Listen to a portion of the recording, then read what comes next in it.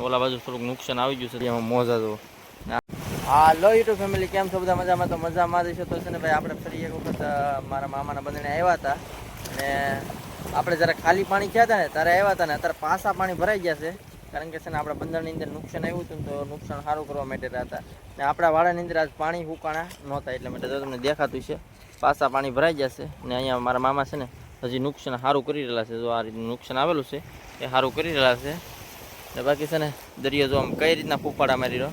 આમાં છે ને ભાઈ મોટું અમારે બંધન પડવાનું કારણ હોય ને તો પવનના કારણે, કારણ કે અમારે છે ને ભાઈ થોડોક વધારે પૂરતો પવન છે ને છે ને ભાઈ આપણે આ બીજો વ્લોગ બનાવીએ છીએ બરાબર, તો થોડો ઘણો આમાં પણ સપોર્ટ કરજો જેમ પહેલાં વ્લોગમાં કર્યો એમ.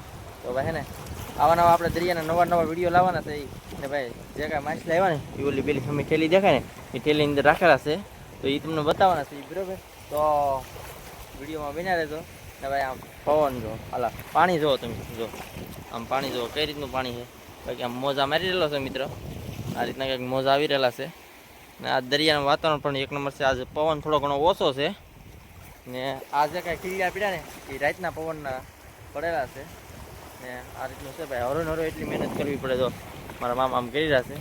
બાકી છે ને ભાઈ આ છે ને પરાઈ કહેવામાં આવે અમારા ભાષામાં, આને પરાઈ કહેવામાં આવે. જો ઓલા પર મારા મામા ખીલ્યું તોડી રહ્યા ને આ ખીલ્યું છે ને આપણું છે ને બંધણ છે આખો, જે કાંઈ દેખાય ને વાળો એ આપણું બંધણ છે.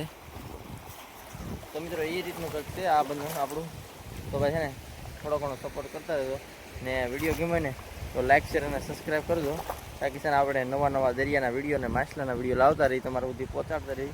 બાકી મળીએ એક નવા વિડીયો સાથે, ત્યાં સુધી બધાને રામે રામ.